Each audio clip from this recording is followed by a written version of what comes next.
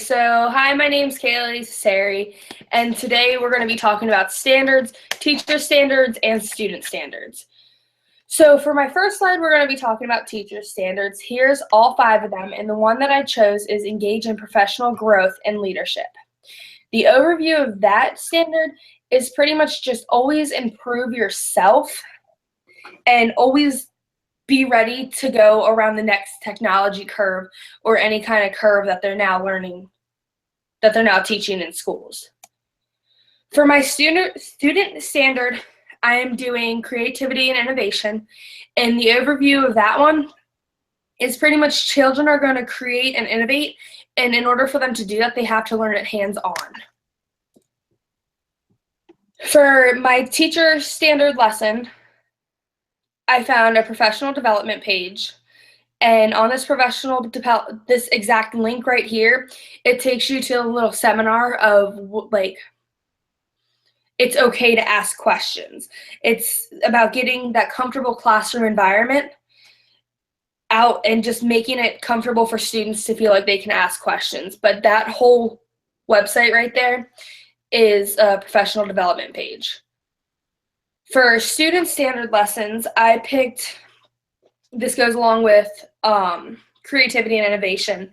This is a website that took me to pretty much teaching how to teach writing through pictures. So pretty much you give the students a computer, they start with a picture, and then they give words to that picture. It's actually a pretty cool idea.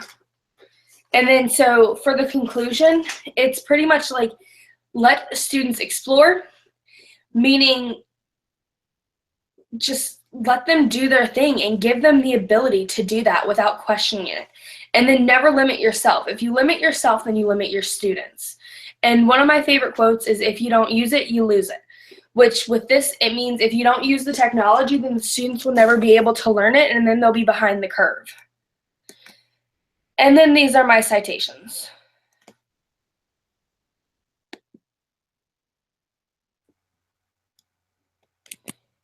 Okay, so now I'm going to hand it over to Deontay.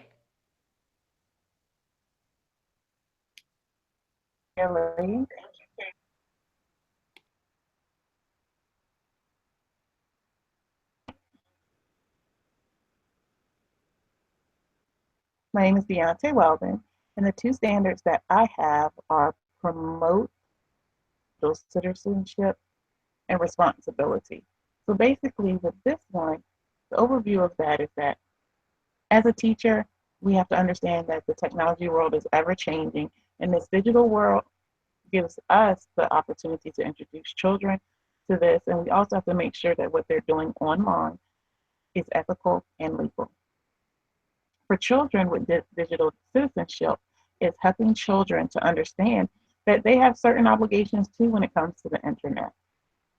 What they're doing also is ethical and legal, and also helping them to grow educationally.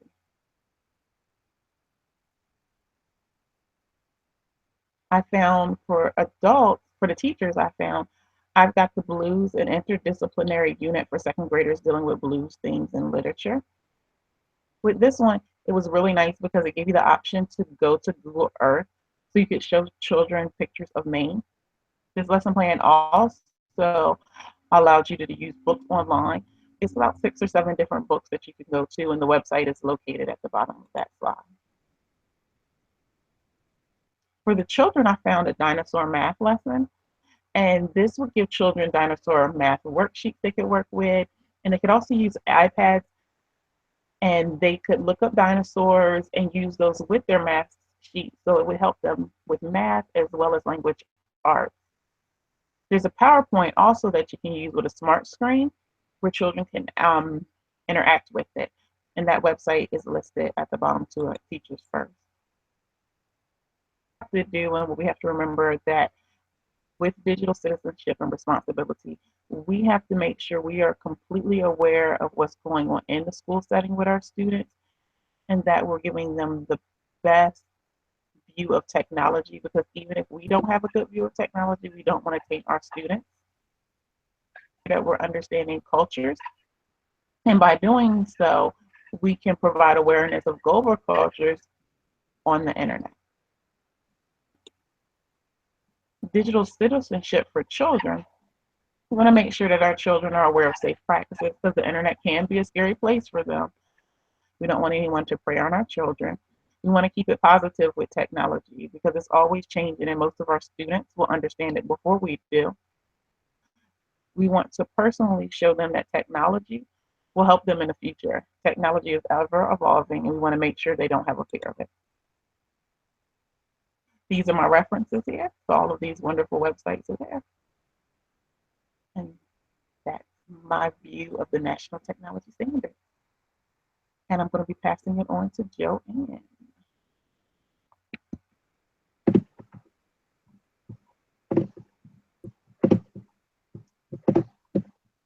Okay, I'm Joanne, and I did National Technology Standards. So the first standard that I did the first one for the teaching that was facilitate and inspire student learning and creativity. So this basically means that teachers use their own knowledge to guide and strengthen a child's learning and creativity in personal and virtual settings. So you pretty much inspire a student to learn by solving real-world problems using digital resources. And for the student one, I did critical thinking, problem solving, and decision making. This basically means that students use critical thinking to solve their issues using research, and they identify problems, figure out solutions, and ponder the question if there's more than one solution. So for the teaching, my example or the lesson plan I chose was creating a new pencil. So you pretty much have the student You show the student a pencil, and the students have to figure out a way to reinvent the pencil of their own. So you have a pencil, for example, with 2 erasers. So the students look at it, and they work in a group, and they use iPads and technologies to draw or create their new pencil with different types of brainstorming and activities together. For the student standard, the example I chose was a NASA website. And what you investigate nitrogen dioxide levels during a 1-year period. So this deals with the problem of research and critical thinking and problem solving. So you observe maps and graphs online to understand where and when the levels are stronger. And you figure out what factors around the world affect the nitrogen dioxide levels and what you can do about it. So basically, if it's pollution, you have to figure out, well, how can we solve the pollution issue that's here, and when and where is the pollution so much worse? In conclusion, the 3 questions I thought of were, how will this relate to my classroom and in my particular lesson? So how will I relate this technology and intertwine everything together so that I can teach a better lesson? Also, how does it relate to the essential conditions? So, for example, the shared vision, so proactive leadership in developing a shared vision. So how will it relate to that, and how will it include teachers and staff around the community? And my last question is, how can I relate these standards to each of my students? Because each of the students are different. So how can I interpret different lesson plans to help out every student in need? And these are my references. So now I will pass my screen along to Alexis.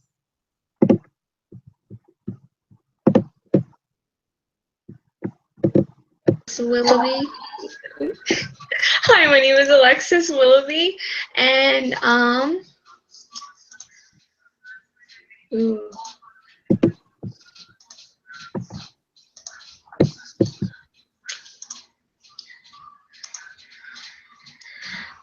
my national technology standards. So for the teacher, I did design and develop digital age learning experience and assessments, which is when the teachers design, develop, and evaluate authentic learning experiences and assessments incorporating contemporary tools and resources to maximize content and learning contexts and developing knowledge, skills, and attitudes identified in the standard. So what they want to do is communicate relevant info and model facilitate effective use for digital tools to locate, analyze, evaluate, and use info for research and learning in the classroom. I also, for the student standard, did digital media, which I focused on communication and collaboration, which this standard is focused on interaction and collaboration to publish with their peers and experts in the classroom with digital environments and media. So what they want to do is develop cultural understanding and global awareness by engaging with learners of other cultures, and maybe to contribute to project with teams to produce original works or to solve problems. So in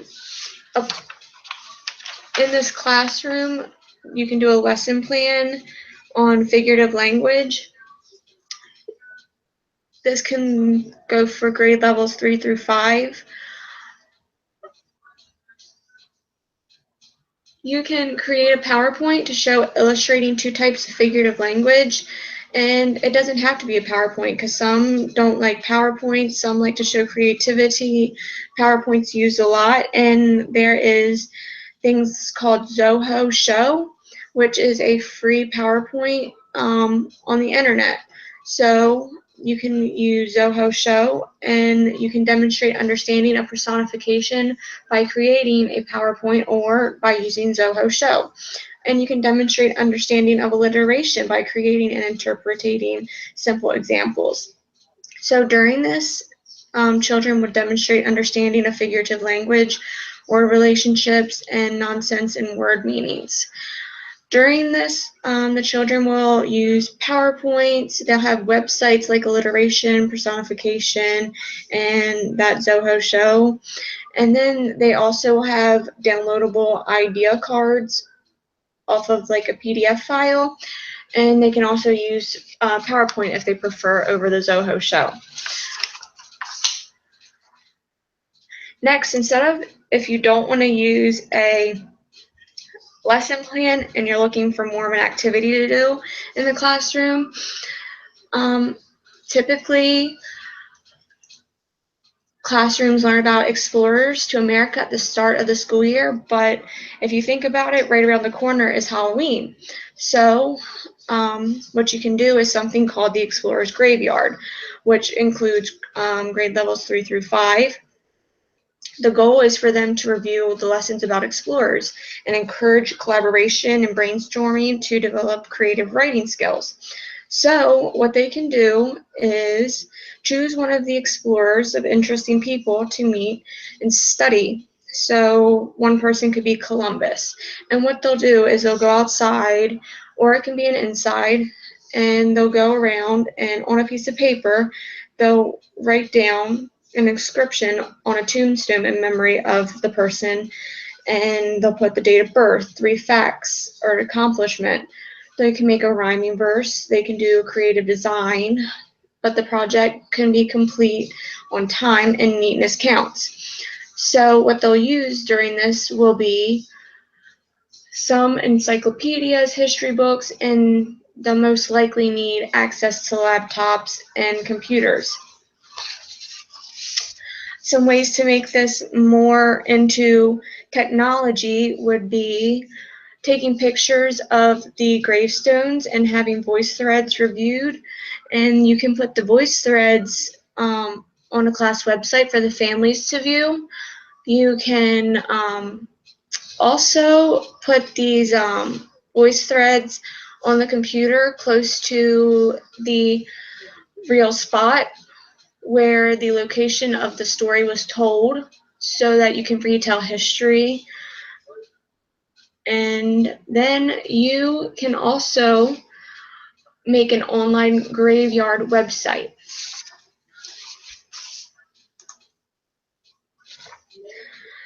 Three points when using technology standards that I believe in is to make technology a routine in the classroom. You should make sure that technology goes with the lesson and make sure that technology is ready to go. When technology is integrated into a classroom, it's best if you don't stop. I feel like it should become a second nature to the children. And students are more likely to actively engage in projects when technology tools are a seamless part of a learning process. And things that I found out about technology is that there are 4 ways that technology are used in the classroom. There are sparse ways, which means that technology is rarely used or available. There's basic, which technology is used or available occasionally or often. There's comfortable, when technology is used on a fairly regular basis. And there's seamless, when students employ technology daily in the classroom using a variety of tools to complete. And these are my references.